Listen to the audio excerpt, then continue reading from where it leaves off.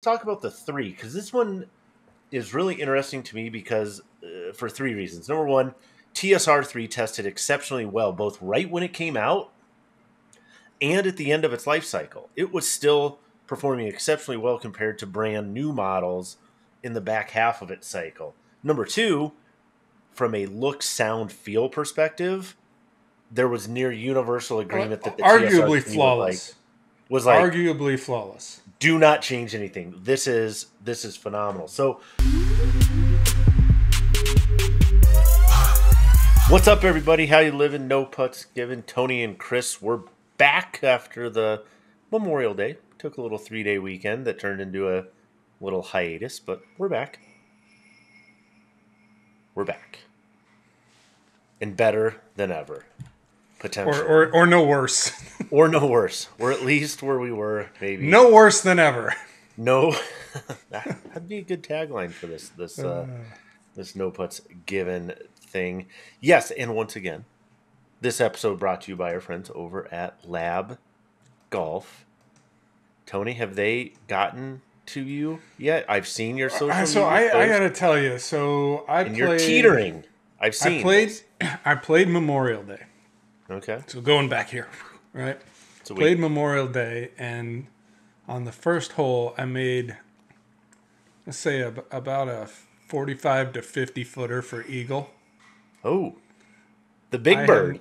I have not made a putt longer than 6 feet since. I missed a 4-footer on Friday. I missed a 3-footer on Friday. It's in my head at this point. I haven't done it. I haven't sent the text or made the call or whatever you want to say. But yeah, lab is in my head. It's an itch that must be scratched. And we had our forum members do an event every year. This one was at Kings Mill down near the test facility this year. Correct. And so Adam was out with those guys, and he said a lot of lab putters. It's like everybody. A lot of lab putters, a lot of Ghost golf bags, and Red Rooster golf gloves. Kind of the My Golf Spy forum. 3 things that I have never tried. The resident contrarian. But we'll keep working on that. Lots of equipment to talk about, not the least of which are some Titleist drivers that hit the conforming list today. A little bit of tour recap, because no doubt everything's always happening in the tour. But we're fundamentally equipment geeks, and we want to talk about the fundamentally equipment geeky kind of stuff that we like to do. But before we get into that, Lexi Thompson, we're going to start with the ladies. Lexi announced her pending retirement. She's not yet 30 years old. Good for her? Question mark. Well, I mean, if I could have retired at not quite 30 and been comfortable, I would have loved to do it. So yeah, I mean, good for her in the sense that she's made the money she needs to make, had a solid career if she wants to call it a day. I think she kind of described it as semi-retirement, right? Not done, left the door open, but you just kind of get the sense that she just feels like it's time to lead a normal, whatever that means, life for a little while. So yeah, good for her. I mean, you think about it too. She's really since the age of 12, so call it 17 years plus or minus. It's funny how in every other industry, I was talking with one of my buddies, like, we celebrate people that retire early, like you're like, oh, I founded this company, did this, and I'm independently wealthy at age. We're like, oh my gosh, congratulations, that's awesome. And then we look at this, we go, well, why wouldn't you keep like? Well, what do you mean? What do you mean you're retired? Like, why would we not celebrate that? And if it's good for her, then yeah, of course. Why wouldn't you be excited for? This is great for... So love to be retired. Be like, yeah. Who's this bad for? Is this bad for anybody, I guess? I mean, again, just looking at it externally, if it's good for her... once upon a time, I suppose you could have made a selfish argument that it's bad for the LPGA women's game because we need American stars, that argument, right? But even if you buy into that, we've got Nelly right now. So, Well, you have plenty of stars coming. Yeah. And I think it's becoming, more and more a global game by the week anyway. So, yeah, good. Yeah, I mean, if it's bad for anybody, potentially bad for MaxFly. We talked about how they signed Nelly, or not, sorry, Nelly. Got Nelly in my head now. How they signed I'm going to get a letter Lexi. from TaylorMade. I'm going to get 3 letters from TaylorMade. It's fine. But signed her to a rather lucrative deal. This is a big thing.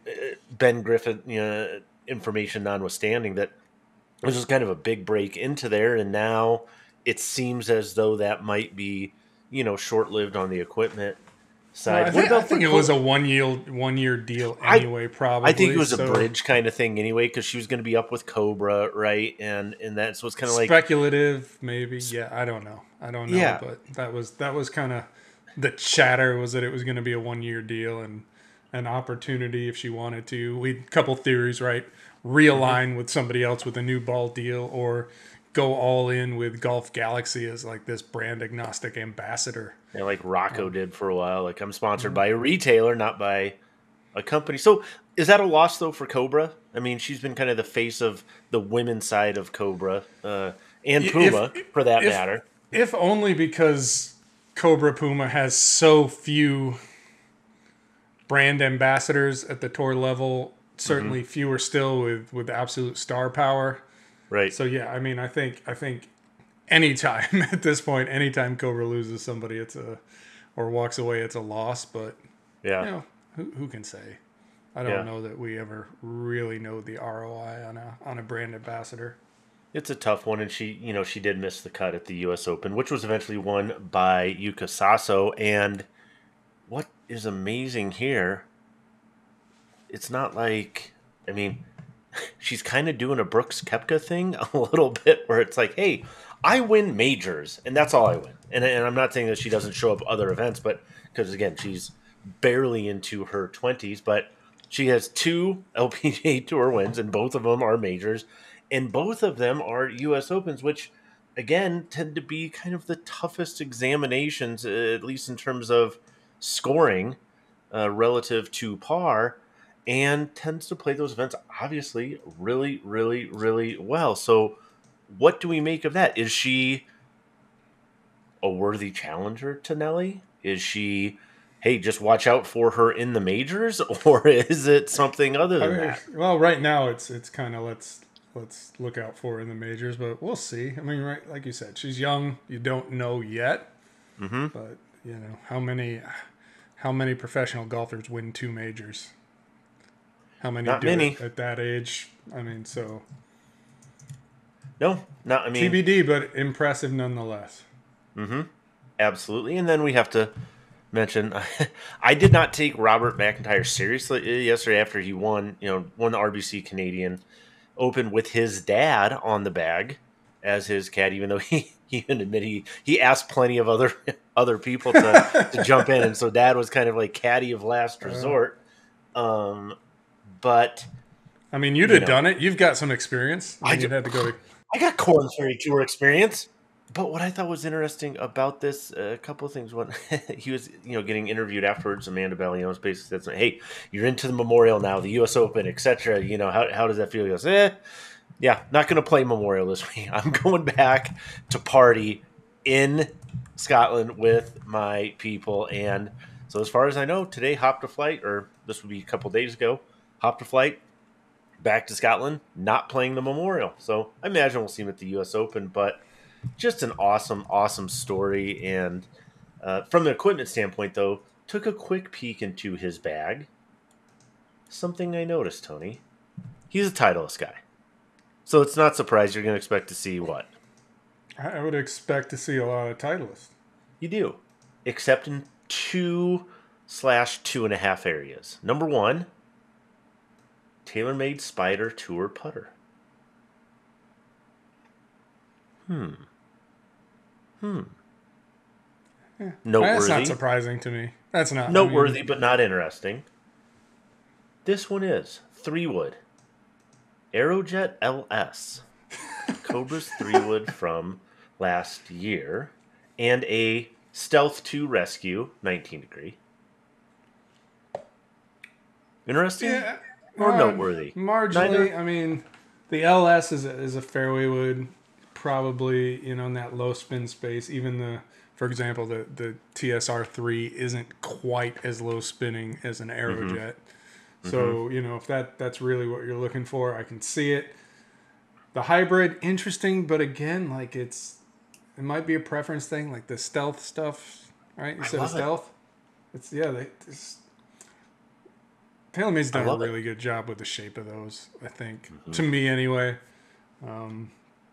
Personally, I think Titleist trends it's just a hair big in the TSR3, which may have been an overcorrection to the super small peanut they launched before that. But Mm-hmm. yeah, it's It's again it, not.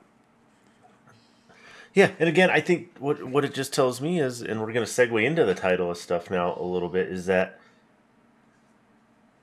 as much as we had a You post, did. I Oh, think you know on what you Twitter. forgot to mention though? What I meant, what Low bounce K grind. LBK, LBK. Yeah, I forgot it. That's on me. It's like what's going on here? It's like T grind, is low bounce is K K the new grind. T? Is K the new T? What's I don't know. Then you got A I can't get star. aboard. You're going to I see a can't get bunch of aboard A here. star stuff this particular week out at Memorial too. So pay attention to the wedge space, people. But man, alive, we got to talk Titleist. This is Yes, just kind sir. of leading us in there. So let's spend a little chunk of time here, Tony. Let's talk about some of these things. So conforming list. Set the stage real quick. Conforming list Monday. Titleist GT drivers, right? Hit the conforming list. We saw it. It's all over the place. It's obviously purposeful. It's tour seating. Expect to see people post pictures, in hand stuff. Obviously, once it's out on tour in an event, you're going to expect to see some of those type of things. But at this point, what we can do is hypothesize, prognosticate, throw some ideas at you without any real confirmed information. We will not break embargoes and do those things, but we will tell you what we think. So let's start there, Tony. What do we know? What don't we know about these? Yeah, I mean, I think what we know is kind of the obvious stuff. Like, hey, guess what? We're gonna have a 2, a 3, and a 4 again. No 1 right now, so no The GT one one, usually but comes later. so on brand, so to speak, on sticking to the cadence. Mm-hmm. The And again, I would assume they're going to fill similar roles. So the 2, kind of your general purpose, everyman driver, most forgiving of the lineup. 3, lower spin, but not completely overcooked. Probably still going to be the one that everybody loves. And then the 4, smaller, lower spinning, player centric. And with all of that, kind of the thing that stuck out to me, kind of the one very noticeable change was the repositioning of the weight track in the 3 from the rear of the club to the front. Mm-hmm. Yeah, so let's kind of talk through each of these models, because again, we have pictures, we have images. We're headed out there later this month to put them through the paces, and we'll get more information that we won't be able to share at that time. But we'll get more information on some of the inner workings, technologies, and those kind of things. But start with the 2. Is there anything with the GT2 that jumps out to you and says, "Hey, this is wildly different from TSR2"? Not really. I mean, I was kind of one of the things that I was paying attention to. First thing I looked at, so this is a non thing, but Titleist had a patent for kind of, I guess you'd call it like a hosel hole cover. So where the Okay. wrench goes in, kind of a method to cover that. And we know that they've been really kind of banging the aerodynamics drum, really trying to improve in that Mm-hmm. area, and that's why you see these streamlined shapes. And you Yeah. see a little bit like even with the sole decoration, it's all to as we learned kind of from the Cobra approach, right? All of those trips are forwardly placed so that you're not creating excessive drag and that kind of thing, Mm-hmm. forward facing. So I think you're going to hear an improved aerodynamic story. I think you're going to hear increased MOI across the board, which is pretty standard for every release. And then it's, all right, what else did you give me?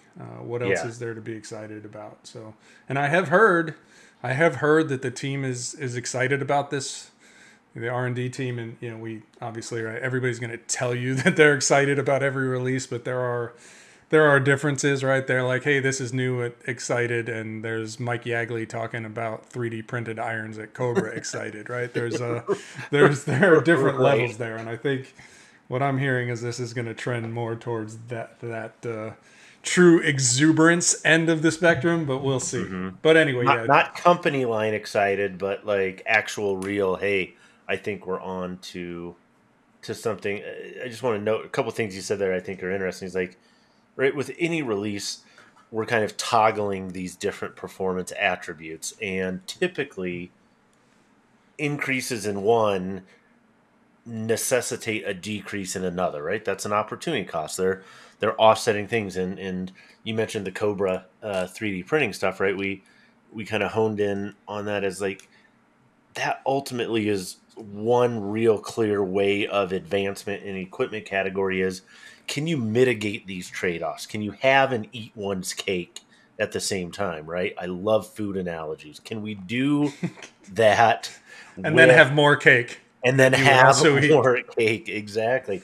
Can we do that? So typically, so let's talk about the three because this one is really interesting to me because for three reasons. Number one, TSR3 tested exceptionally well, both right when it came out and at the end of its life cycle. It was still performing exceptionally well compared to brand new models in the back half of its cycle. Number two, from a look, sound, feel perspective, there was near universal agreement that the Arguably TSR3 flawless. was like Arguably flawless. do not change anything. This is phenomenal. So when I look And at the what a challenge that creates too when you have this driver. Like I don't, maybe there's something you could do with a crown decal or something that makes it look a little better, but shape wise, you're gonna be hard pressed to do much that's gonna appeal to more golfers. Sound wise, I mean, I don't think there's a better sounding driver on the market right now. Period. Stop. End of discussion. So I mean, you've got to, like you said, don't mess those things up. Keep those, but give me more something. So what based on just looking at the pictures here, what might that more be on the GT3? So I'm gonna keep banging on Arrow because we know that's a huge piece of what Titleist has been working on. Again, this moving the weight track to the front. So that's interesting because typically that means we're going to get a little more speed, okay? Because where the weight goes, the center of gravity goes. Forward Right. positions typically give you more speed. Yep. Can you do that in a way that doesn't sacrifice too much MOI? Are you losing forgiveness on this deal, or have you gotten forward and managed to preserve or stay roughly where you are? We saw that though with like TSR2 where it was so clean and that we were talking with Stephanie Luttrell who is head of R&D on the Metalwoods side and basically said, well, that's a marketing problem. You guys figure it out. We made it look this way, which it does, but right, like you said, a potential downside or a potential challenge there is okay, how do we tell a tech story when the visual tech part of it isn't very obvious? There is not a red or now blue carbon face, right? We don't have that. We're not. I'll be interested to see what GT stands for. I think we should take some fun guesses because I don't know, but I don't get the sense that there's maybe a huge AI story here or something else. So again, in kind of typical Titleist fashion, maybe the bulk of the story is stuff that we can't see right now. That would be Probably so. my hunch. And yeah, and like you said, I'm just looking here so moving the weight forward, like I said, typically more forward weight that pulls the CG toward the center, toward the face. That's good for ball speed. Getting the CG closer to the face can lead to better ball speeds. The downside is, if you remember the old SLDR, right? Like that was maybe a consummate example of what happens when you can get good ball speed, but not nearly enough forgiveness. to really help people. Did they maybe get, and if so, how did they do that? I don't know. And the 4, I mean, I'm looking at the 4 and trying to, look at the pics Titleist posted, the USGA photos. It does look like with the 4, maybe they've done some stuff with the shaping, kind of that, what do you call it, the inertia generator type shape where you kind of yank that bottom down. Yeah. Speculative at best, and again, not seeing it in hand, it's hard to be certain, but, potentially I would think that would be a way to kind of maintain the small size, the general performance spec of the 4, but get a little bit of an inertia bump out of it. And that's, if you like a smaller driver, if you need help controlling spin, especially in the extreme end, it's an option. And so if you can make that more forgiving, again, with the ability to flip weights front to back, and these are, if you look at it, pretty extreme range by driver standards. So, to get back to kind of what they described last time around as that 3+. Right. Yeah, where you kind of put the heavier weight in the back, and the TSR3, TSR4 is like a TSR 3.5. Yeah. Yeah, so to kind of get that. Yeah. Yeah, I mean, and I think another little twist here that's going to be interesting to me is we've seen recently over the last couple of months people that were a couple notable players. I'll use Justin Thomas as an example, that had been kind of TSR3 players for a good chunk of the life cycle of it, recently switched out of that and into the TSR2, primarily for better performance on off-center strikes, right? Gaining a little ball speed, etc. Does GT3 solve that? That's going to be a question that I have. And then I also have a question.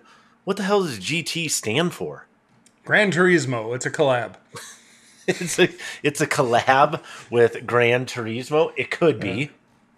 What else could it be, people? I'm sure people out there have ideas. What else could GT stand for? It could be. I mean, the chatter is the G is like generation, something like that, which would play. So,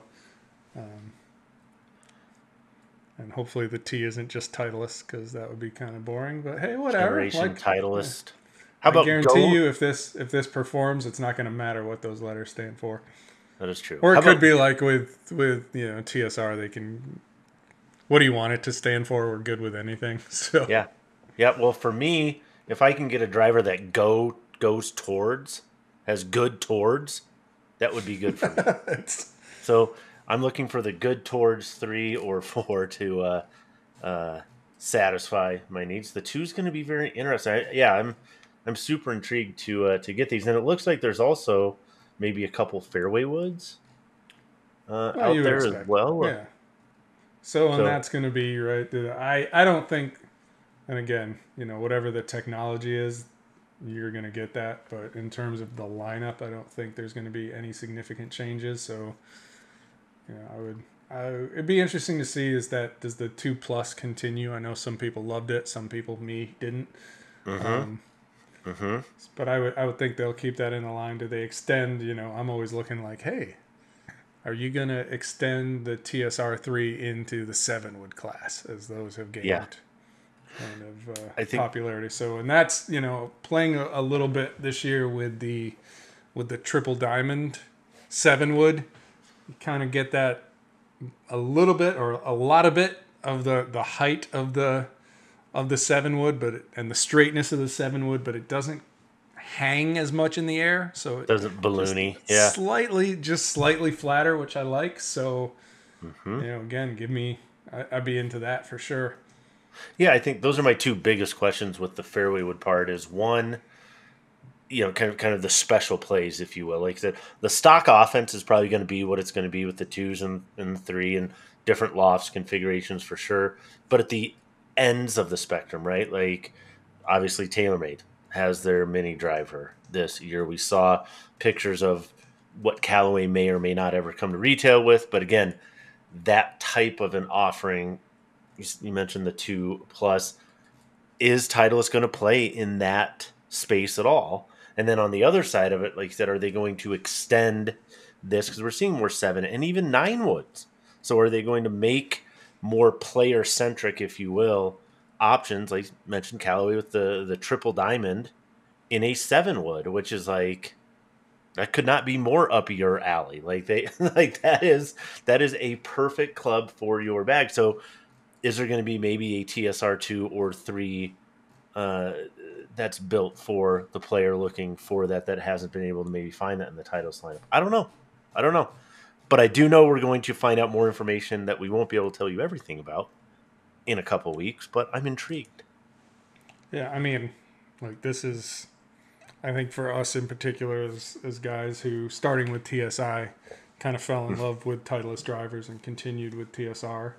I Mm-hmm. mean, this is, you're always surprised. I think both of us would say like Callaway's stuff this year surprised us in a very good way.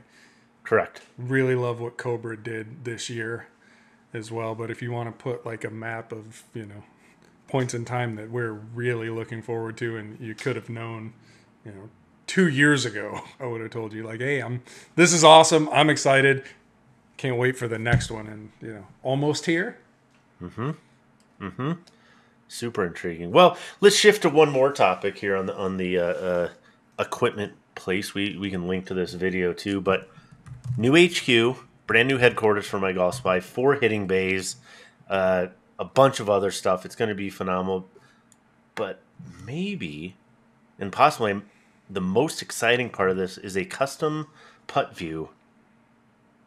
Putting, it's like 35 by 25. Like this is a huge deal. What? So It's first, big. Yeah, what it's is big. this thing, Tony? And I let's talk think about technically it's an augmented reality putting green is okay. What the hell does that mean? laser beams, man. No, it's if you haven't seen Putt View, and I know a lot of people haven't, but the basically what it can do, or what it's best known for, is projecting lines from overhead projectors onto a putting green in one application to show you the line, right? Or there's another one which I've used over at Anders' place. It's really cool when you see like, hey, we're gonna kind of give you a big wide arc and help you understand that within the confines of this arc, depending on your speed, there are nearly an infinite number of ways to make a putt. Like it's Sure. not one line, right? It's Yeah. like a cone, maybe Line is the and best way to speed. describe Yeah. it. Yeah. So to kind of visualize that, that's really cool. But for our purposes, it really is all about making our putter test better so that we can give even better recommendations to golfers. So specifically, so compare and contrast a little. Like what have we typically done just quickly in a testing in terms of how we evaluate putters, and what are a couple of the biggest changes going to be, and why will this be better for like consumers? First of all, So that's kind of ultimately going why back, we're doing this stuff. the history of our putting test kind of started when Dave Wolf was running it out of Sacramento. And we had fewer testers, fewer putter models. This is going way back. This is a Yeah, we're much going back smaller like My decade. Golf Spy. Like right, literally a decade. I want to Yeah. say like 2013, so More than a decade. solid decade. And Dave would literally measure every putt. Say how you hit a putt, how far was left to the hole if it didn't go in, and let's do it again and again and again. And for a strokes gain calculation, for example, that's awesome. But it's super time consuming. It doesn't scale. And so we over time moved to kind of a hit or miss model and started to understand, what distances are going to most impact your score, and ultimately realizing that a good bit of putting is about 1 putts versus 3 putts. Like Yeah. 2 putts are almost always the expectation. And Right. so if you can kind of separate that way. So we started looking a lot at 1 putts. Here with Putt View, we have the ability to kind of take best of both worlds and then add to it. So obviously we're going to know, did it go in or not? That's easy. Right. But the thing is now Putt View knows. And so this is stored in a database. So it's easy to get to. We're going to know things like launch speed and direction. So we're actually going to be able to start capturing real data one of the cool things that we're going to see are like overhead dispersion plots. Like where did each of these putters finish? And then you start to understand things like, you know, what is the miss pattern? Is this, could you consider this putter right biased or left biased, or did just golfers like we do with struggle? the driver, right? Right. Did golfers struggle with distance control? Was it, you know, they just couldn't hit it hard enough, or they habitually hit it too hard? And part of why we're going to be able to get much better data on this is we worked with PuttView, and oh my God, they have been so incredible to work with in terms Super of smart. Super and just smart. saying, and a lot of times with a product, especially a product that is established, and you know, PuttView has been around a while. It's not like the technology is set in stone. There's always room to evolve, but a lot of times your decision is like, what can this do?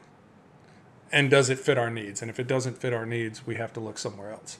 Right. With PuttView, the approach has been, yeah, we can do almost anything. What do you guys want it to do? And we'll build it for you. Yeah. And so, so in addition to having a green now that has left to right breaks and right to left breaks and a little bit uphill and a little bit downhill, kind of programmed what I describe as a putting test course. And so instead of standing over it and whacking 5 putts, you're going station to station now. So you're kind of taking that getting in the groove thing, if you will, out of it, and more of a design for first use experience on the course, right? Where with more accurately mirrors an on-course experience. Exactly. If you miss your first putt left, you don't get to sit there and groove it. Try to hit 3 more, a little more to the right to make the putt, right? Yeah. So it really is incorporating more of the on-course experience into our putter testing. And we just think, again, like this is the limit here is our imagination, because again, PuttView has been so incredible to work with. If there's something like, if we get ideas and say, hey, can we do this? There's a good chance the answer is going to be yes. So we're really looking forward to kind of getting in here and seeing what we can do with this, because right now it really is like a highly functional but blank canvas in terms of, you know, where this can eventually go. So we are. Well, I think, excited. In addition to just the changing of how we test, like you said, to me, my biggest takeaway is that it's going to allow us to have a test that more accurately mirrors the on-course behavior and performance of a club, which is ultimately what we want. And the way we're able to do that is by changing the putts, like you said, uphill, downhill, left to right, right to left, randomizing that, putting people through a putting course, if you will, and then being able to map every element that we would want to, just like we do with every other shot. Did you make it? Did you miss it? If you missed it, was it right or left? Was it short? Was it long? And then you can, you know, incorporate some of the subjective feedback in there as well. But the other thing is, then I just start thinking about, what are all the putting questions people have that we could now test and say, hey, you know, we can go back and do like, hey, does a line matter? Is it easier from inside 10 feet or outside 20 feet? Is an uphill right to left putt really easier for right-handed golfers than left to right? Maybe, maybe not, but let's test it, right? Well, I think like just off the top of my head. So we've talked, or we've seen an evolution in marks on a golf ball. So you've got, you know, used to be a line and variations of a line or 2 lines to things like triple track to picks, Truvis or whatever they're calling it now. I can never. Soccer ball. True track. There we go. There you go. Stripe, fade pattern that I love, right? And it's the idea that it makes it easier to line your putt, and all of that is contingent upon your ability to actually line up that line. You know, the ball, the mark on the ball with your line. And with PuttView, like we have that line. We know exactly what it is. We have an overhead representation. We can turn it on and off. Can people hit that line more so we could do something like, hey, are you able to, not to make more putts, obviously that matters, but if your objective is to line this straight at the hole, do any of these alignment aids actually make a difference in your ability to do that? So that's the kind of thing, above and beyond all the cool stuff we can do with putters themselves. There's a lot of different ways we can go with this incredible tool. And I think we could do something cool to, like, so take that putting course, right? So let's say it's 18 holes. could people go through it and get a strokes gained ranking at the end of that putting course, right? So like you could have like what would it look like for a tour player to complete that? We've seen this like at Ping, right? Like when we go through the putter fitting there and they have kind of that, ranking system, people that came through and how consistent their stroke was or whatever. But like think of this as like a like putt on steroids where you could actually go through and test your putting skill and ability relative to different handicaps. Like, could you complete this and see what it looks like relative to somebody else? So, yeah, and this is one of the things that we've worked with PuttView to develop. Like, strokes gained already built in. Strokes gained is great. It is kind of the metric for the tour. It is the metric right now, the metric within ShotScope, within Arccos, but not everybody understands it. Right. And you're dealing with small numbers, very often tenths, hundredths of. Sure. You're spending a lot of time to the right of the decimal place, and that can be confusing. Right. So we worked with PuttView to develop a putting handicap system that's going to be part of it. So we'll be able to say, hey, on average, you putt like a 6 handicap, but with this putter, you putt like a 3. There you go. And I think lots of golfers are going to find that very intuitive. They're going to understand it without any issues whatsoever. So that's also among a long list of things. That's something we're looking forward to kind of rolling out, I guess, in our 25 putter test 2025. Yeah, I was going to say this is a lot of ideas now, and even though the facility's open, we may not be able to jump in on a ton of these right now today, but the things are happening, and we may know. I mean, again, people out there, you probably have ideas. I want to know, what does GT stand for? What do you think it should stand for? What are additional putter tests that we could do that you would find beneficial or helpful or meaningful? And hopefully it's not giant tortoise, and it's tortoise. The crown is made from these shells, right? I mean, there's that, and how long before Tony starts to bag a lab putter, and which lab putter is he going to bag? These are all questions, people. I just want answers. You'll post them, comment below, subscribe. Do the subscribe thing if you haven't done that already. And until next week, we out.